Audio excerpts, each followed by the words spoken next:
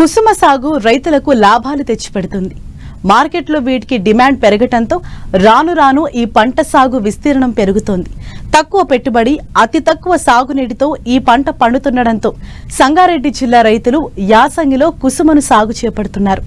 ఇతర పంటలతో పోల్చితే మంచి లాభదాయకంగా ఉందంటున్నారు రైతులు.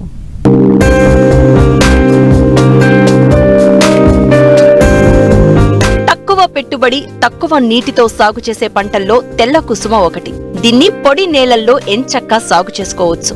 ఏక పంటగానే కాకుండా శనగ, ధనియాల్లో అంతర పంటగా కూడా సాగు చేసుకోవచ్చు. ప్రపంచంలో సుమారు 50 దేశాలకు పైగా దీన్ని సాగు చేస్తూ ఉండగా ఎక్కువగా నూనె తీయించేందుకు ప్రాధాన్యమిస్తున్నారు. అంతేకాదు, చేతికొచ్చే వరకు వేచి ఉండకుండా పువ్వుల ద్వారా కూడా అదనపు ఆదాయాన్ని పొందే అవకాశం ఉండడంతో సంగారెడ్డి జిల్లా జహీరాబాద్ మండలం రంజోడు గ్రామ రైతులు కుసుమ సాగు చేపడుతున్నారు.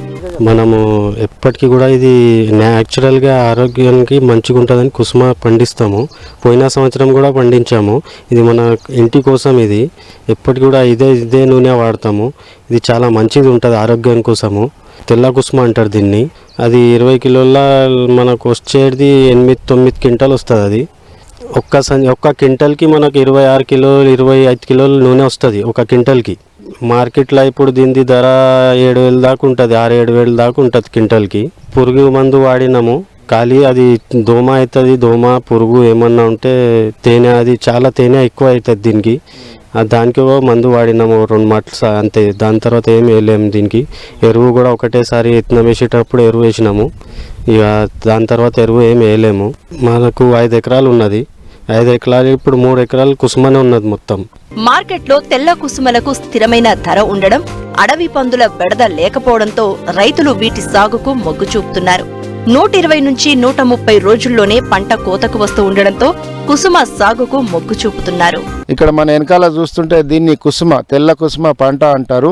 ఇది యాసంగిలో అంటే రబీ లోపల సాగు చేస్తారు. ఇది కేవలము భూమిలో ఉన్న తేమను తీసుకొని చలి నుండి పంట అనేది సాగు చేస్తుంటారు ఎక్కువ శాతము.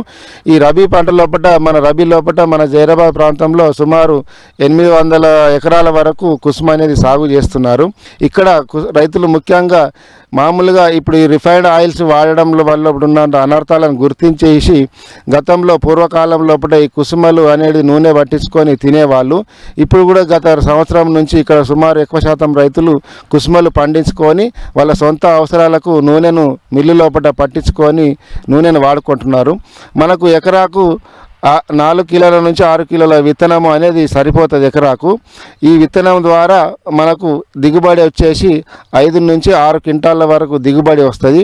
ముఖ్యంగా సాగు లోపల ఉన్నటువంటి నష్టాలు అంటే దీనికి ఎక్కువ పేనుబంక అనేది ఎక్కువ అటాక్ అవుతుంటుంది. ఈ పేనుబంక నివారణ చర్యలతో పాటు మరియు కొన్ని క్రిమికీటకాలు కూడా అటాక్ చేస్తుంటే వాటి నుంచి కాపాడుకుంటే ఎటువంటి పురుగు మందుల ఖర్చులు లేకుండా ఈ పంటను సాగు చేసుకోవచ్చు. ఈ కుసుమ సాగు లోపల ఇంకా దీనికి అడవి పందుల నుంచి కానీ కోతుల నుంచి కానీ ఎటువంటి నష్టం లేదు. ఎందుకంటే దీనికి ముళ్ళు ఉండడం చేత అడవి పందులు కానీ కోతులు కానీ దీన్ని రాకుండా, పక్షులు కూడా ఎక్కువ తినకుండా మనకు కాపాడుతాయి. అదేవిధంగా ఈ కుసుమ అనేది బార్డర్ క్రాప్ కింద, మిగతా పంటలకు బార్డర్ క్రాప్ కింద వేయడం వల్ల కూడా ఈ కుసుమ ముళ్ళు కుచ్చుకోవడం చేత అడవి పందులు రాకుండా కూడా ఉంటాయి. ముఖ్యంగా ముందు కూడా ఈ కుసుమ సాగు విస్తీర్ణం పెరిగే అవకాశం ఉన్నది. ఎందుకనగా ఈ పాత పంటల వైపు రైతులు ప్రజలు మళ్ళడం చేత కుసుమ మిల్లులు అనేటివి చాలా పెద్ద మొత్తంలో ఇక్కడ ఏర్పాటు చేయడం జరిగింది.